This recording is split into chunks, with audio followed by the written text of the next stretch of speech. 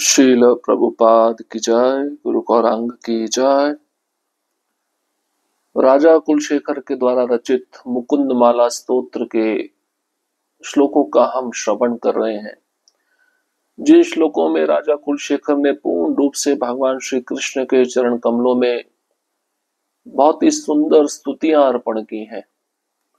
ये स्तुतियां दर्शाती हैं कि उनके हृदय में भगवान कृष्ण के प्रति कितना विशुद्ध प्रेम है, कितनी शुद्ध भक्ति है।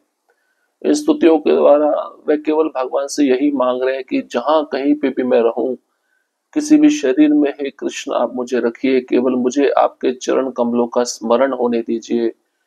उन चरण कमलों को मैं कभी भी भूलूं नहीं, यही उनका भाव है। उन्हीं स्तुतियों को श्रवण करते हुए हम आगे और भी कुछ श्लोक श्रवण करेंगे। हे लोकाः शृण्वन्तु प्रसूति मरण व्याधिश्चिकित्सितामिमाम् योगज्ञा समुदाहरन्ति मुनयो यां यज्ञवल्क्वादया अन्तर्ज्योतिर्रमयमेकमृतं कृष्णाख्यामपि यताम् तत्पीतं परमौषधं वितनुते निर्वाणमात्यन्तिकम्।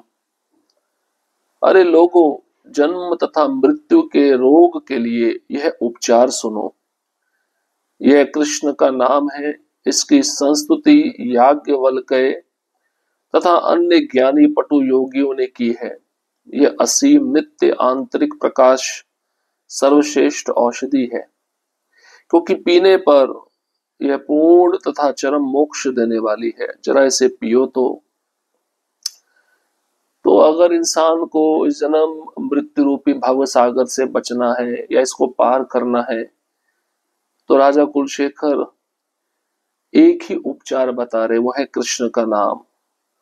इस कृष्ण के नाम को जो बारंबार पीता है, वही इस जन्म तथा मृत्यु के रोग रूपी भवसागर को पार कर पाएगा।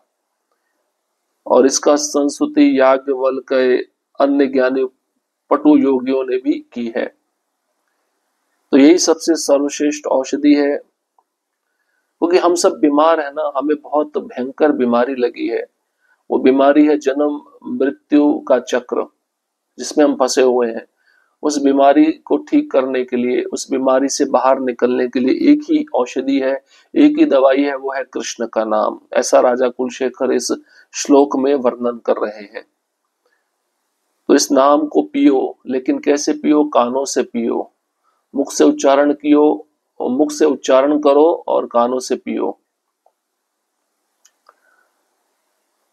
हेमर्त्या परमं हितं शृणुत वो वक्ष्यामि संक्षेपतः संसार वर्णमवापदुर्मे बहुलं सम्यक् प्रविश्य स्थिता नाना ज्ञानमपास्य चेतसि नमो नारायणयेत्ममुम् मंत्रं सप्रणवं प्रणाम सहितं प्रावर्तयध्वं मुहुः। हे मरणशील मनुष्यों, तुम लोगों ने अपने आप को संसार सागर में पूर्णतया डुबो कर रखा है, जो विपत्ति रूपी लहरों से पूरित है। कृपया सुनो, जैसे मैं तुम लोगों को संक्षेप में बतला रहा हूं कि अपने परम लाभ को किस तरह प्राप्त किया जाए।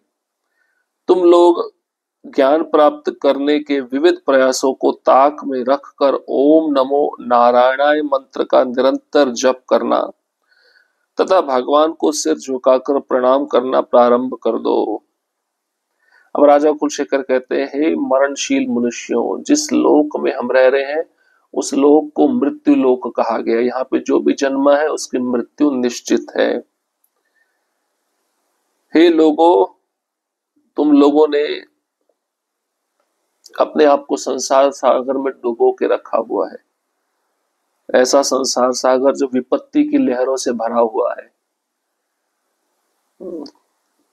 और जैसे मैं तुम लोगों को संक्षेप में बतला रहा हूं, अगर तुम लोग अपना परम लाभ चाहते हो तो तुम भगवान के नामों का तो जप करो। और एक मंत्र यहाँ पे बता रहे, ओम नमो नारायणाय, इस मंत्र का निरंतर जप करो और सिर झुकाकर भगवान को प्रणाम करो। तो श्री संप्रदाय का ये मंत्र है, ये दीक्षा के समय दिया जाता है। लेकिन हम वैष्णव, गौड़ीय वैष्णव महामंत्र का जप करते हैं। महामंत्र ही अपने आप में पूर्ण रूप से प्रकाशित है, पूर्ण रूप से सिद्ध मंत्र है, इसी का हमें जप करना चाहिए। और ये मंत्र का जप करो और भगवान के विग्रह को सिर झुका के प्रणाम करो। इससे तुम्हारी जो विपत्तियां हैं, जिसमें तुम डूबे हुए हो, वे विपत्तियां नष्ट हो जाएंगी। नाथे न पुरुषोत्तमे त्रिजगतामेकाधिपे चेतसा सेव्य स्वस्थ पदस्य दातरि परे नारायण तिष्ठति। यम कश्चित् पुरुषाधमं कतिपय ग्रामेष्वमल्पार्थ दर्दम सेवाय मृग्या महे नरमहो मूढ़ा वरका वयम। हमारे स्वामी भगवान नारायण जो अकेले तीनों लोकों में शासन करते हैं, जिनकी सेवा ध्यान में की जा सकती है और जो अपनी निजी धाम में प्रसन्नता पूर्वक सबों को स्थान देते हैं, वे हमारे समक्ष प्रकट हैं। फिर भी हम कुछ गांव के किसी छोटे स्वामी की, ऐसे निम्न पुरुष की जो हमें छोटा पुरस्कार दे सकता है, सेवा करने की याचना करते हैं। हाय हम कितने मूढ़ हैं। तो राजा कुलशेखर कहते भगवान जो तीनों लोकों में शासन करते हैं, जिनकी सेवा ध्यान के द्वारा की जाती है, जो अपने निजी धाम में प्रसन्नता पूर्वक सबों को स्थान देते हैं, हमारे समक्ष प्रकट है विग्रह के रूप में। लेकिन कुछ गांव के किसी छोटे स्वामी की, किसी निम्न पुरुष की, जो हमें छोटा छोटा पुरस्कार देता है, उसकी सेवा हम क्यों करते हैं? हम कितने मूर्ख हैं। गांव के लोगों की सेवा हम क्यों करते हैं भगवान की सेवा को छोड़कर? तो ऐसे बड़े स्वामी की सेवा करनी चाहिए जो पूरा ब्रह्मांड का शासन चलाता है। इस संसार में भी देखा जाता है ना कि कोई व्यक्ति हमारा कार्य कर दे तो हम उसकी सेवा में लग जाते हैं, उसके गुणगान में लग जाते हैं। भगवान जो सब कुछ हमें प्रदान कर रहे हैं, किसी चीज की कमी नहीं होने दे रहे, तो हम उनका गुणगान क्यों नहीं करते? हम उनकी सेवा क्यों नहीं करते? वास्तव में देखा जाए, राजा कुलशेखर कहते हैं हम कितने मूढ़ हैं, मूर्ख हैं। यत् कृष्ण प्रणिपात धूलि धवलम त्वदर्शम तद्वै शिरा स्थित नेत्रे तमसोज्जिते सुरुचिरे याभ्याम हरिदर्शते सा बुद्धि विमलेन्दु शंख धवला या माधव ध्यायिनी साजेहामृतवर्षिणी प्रतिपदम स्तौति नारायणम। जो सिर भगवान कृष्ण के सामने झुकने से लगी धूल से धवल है, वही सर्वोच्च है। वे आंखें सर्वाधिक सुंदर है, जिन्होंने भगवान हरि का दर्शन करने के बाद अंधकार को त्याग दिया है। वह बुद्धि जो भगवान माधव पर एकाग्र रहती है, वह उसी तरह विमल है जिस तरह चंद्रमा या शंख का उज्जवल तेज होता है। और वह जीव अमृत वर्षा करती है जो निरंतर भगवान नारायण की महिमा का गान करती है। तो राजा कुलशेखर कहते हैं ये जो शरीर है इंद्रियों से बना हुआ है, तो इसमें एक सबसे पहले बताते सिर जो भगवान के सामने झुका है, वही सिर सबसे श्रेष्ठ माना गया है। जो आंखें भगवान का दर्शन करती है वही सुंदर आंखें हैं। जो बुद्धि भगवान कृष्ण पर एकाग्र रहती है वह बुद्धि विमल है। और जो जीव भगवान के नाम का उच्चारण करती है वो अमृत वर्षा के समान है। तो एक तरह से वे कहना चाहते हैं सभी इंद्रियां जो मुझे मिली है शरीर में, वह आपकी सेवा में लगे। जीवे कीर्त्य केशवम मुरिपुम चेतो भज श्रीधरम पाणि द्वंद समचरयाच्युत कथा शोद्वयम त्वं शृणु कृष्णं लोकैलोचनद्वये हरिगच्छाङ्घ्रियुग्मालयम् जिग्रघ्राण मुकुंदा पाद तुलसीं मूर्धन नमादोक्षजम। हे जीव तुम भगवान केशव के यश का गुणगान करो। हे मन तुम मुर के शत्रु की पूजा करो। हे हाथों तुम श्रीपति की सेवा करो। हे कान तुम भगवान अच्युत की कथाएं सुनो। हे आंखों तुम श्री कृष्ण को निहारो।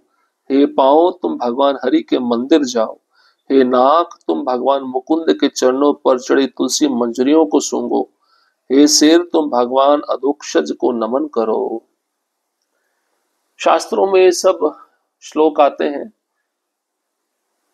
हमारी इंद्रियां भगवान के समक्ष झुकनी चाहिए, सेवा करनी चाहिए, तभी इन इंद्रियों में पवित्रता आती है। और अगर ये इंद्रियां भगवान की सेवा में नहीं लगती हैं तो ये मरी हुई इंद्रियां हैं। तो पुनः राजा कुलशेखर कहते हैं, हे जीव कृष्ण के नाम का गुणगान करो, हे मन तुम मुर नामक शत्रु जिनका वध कृष्ण किए उनका नाम मुरारी हुआ, उनकी पूजा करो। हे हाथ तुम मंदिर को झाड़ू से लेकर साफ करो, हे कान तुम भगवान कृष्ण की कथाओं को सुनो, हे आंखें तुम श्री कृष्ण के दर्शन को निहारो, हे पांव तुम मंदिर की ओर जाओ, भगवान के धाम की ओर जाओ, हे नाक तुम भगवान मुकुंद के चरण कमलों पर चढ़ी हुई तुलसी मंजरियों को सूंघो, पुष्पों को सूंघो, हे सिर तुम भगवान कृष्ण को नमन करो। मदन परिहर स्थितिम मदीये मरसी मुकुंद पदार विंद धामनी, हर नयन कृशानुना कृशो असि, स्मरसी स्मरसी न चक्र पराक्रम मुरारे। हे कामदेव तुम मेरे मन में बने अपने आवास को छोड़ दो, क्योंकि अब वह भगवान मुकुंद के चरण कमलों का निवास स्थान है। तुम पहले ही शिव की प्रचंड चितवन से भस्म किए जा चुके हो, तो फिर तुम भगवान मुरारी के चक्र की शक्ति को क्यों भूल गए। बहुत सुंदर श्लोक। राजा कुलशेखर कहते हैं, कामदेव को तुम मेरे मन से चले जाओ, अब मेरे मन में कृष्ण का निवास स्थान है।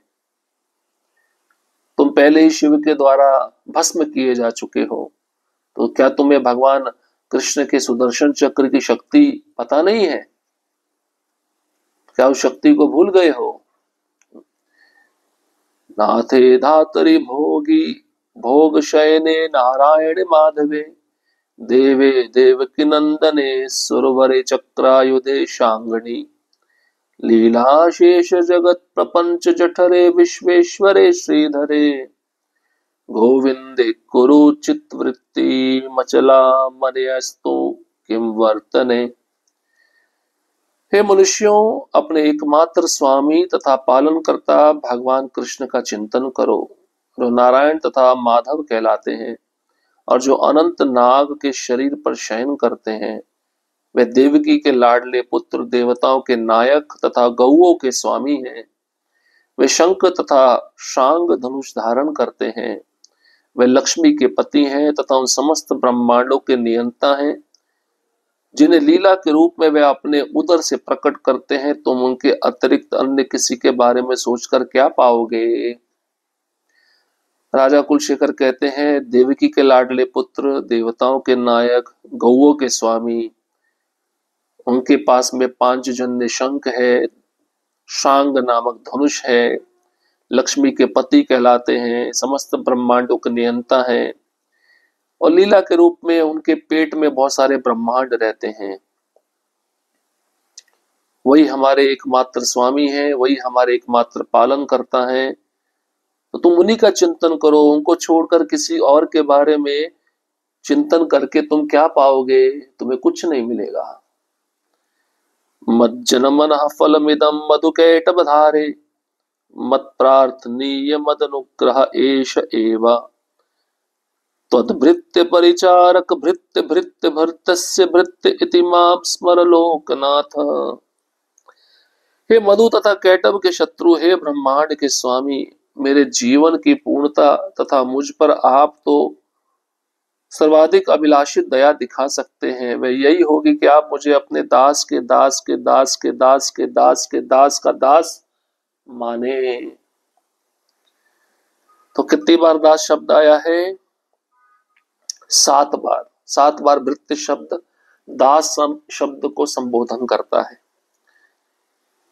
तो राजा कुलशेखर कहते हैं कि आपने मधु और कैटभ को मार दिया, आप ब्रह्मांड के स्वामी हैं अब मैं यही इच्छा रखता हूं कि आप मुझे अपने दासों के दास के दास के दास के दास के दास का दास बना लीजिए।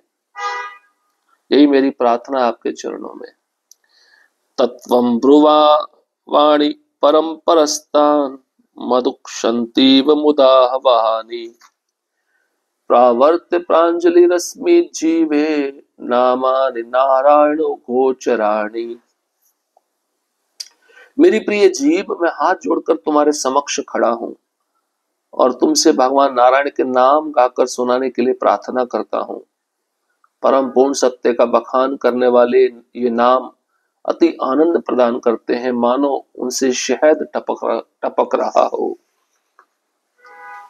पुनः जीव को बोल रहे हैं राजा कुलशेखर, हाथ जोड़कर जीव को प्रार्थना कर रहे हैं, मैं तुम्हारे सामने खड़ा हूं, भगवान नारायण के नाम को गाकर सुनाने का प्रयत्न करो। मैं प्रार्थना करता हूं हे जीव, क्योंकि भगवान जो परम सत्य उनका बखान करने वाले नाम अति आनंद प्रदान करते हैं। जब इन नामों का उच्चारण होता है, मानो उस जीवा से शहद टपक रहा हो। नमामि नारायण पाद पंकजम करोमि नारायण पूजनम सदा वदामि नारायणाम निर्मलम स्मरामि नारायण तत्वमव्ययम्। मैं प्रतिक्षण शीश झुकाकर नारायण के चरण कमलों को नमस्कार करता हूँ, नारायण की पूजा करता हूँ। मैं नारायण के शुद्ध नाम का उच्चारण करता हूँ और नारायण के अचूक सत्य का ध्यान करता हूँ। हर क्षण मैं अपना सिर झुकाकर नारायण के चरण कमलों को नमस्कार करता हूँ। राजा कुलशेखर कहते हैं, हर क्षण मैं नारायण की पूजा करता हूँ, हर क्षण मैं नारायण के शुद्ध नाम का उच्चारण करता हूँ और हर क्षण मैं नारायण के अचूक सत्य का ध्यान करता हूं। इस प्रकार से राजा कुलशेखर इस मुकुंद माला स्तोत्र में इतनी सुंदर भगवान की स्तुतियां गा रहे हैं और ये स्तुतियां पूरा शुद्ध प्रेम से भरी हुई हैं। इन स्तुतियों में किसी प्रकार की उनकी कोई भौतिक अभिलाषा नहीं है। तो स्तुतियों को हम और आगे पढ़ना जारी रखेंगे, और भी कुछ श्लोक बाकी है, उसको हम श्रवण करेंगे। इन श्लोकों को श्रवण करके सुनकर हमारा हृदय भी शुद्ध होता है। हरे कृष्ण कृष्ण कृष्ण हरे हरे, हरे राम राम राम हरे हरे। श्रील प्रभुपाद की जय, गुरु गौरांग की जय।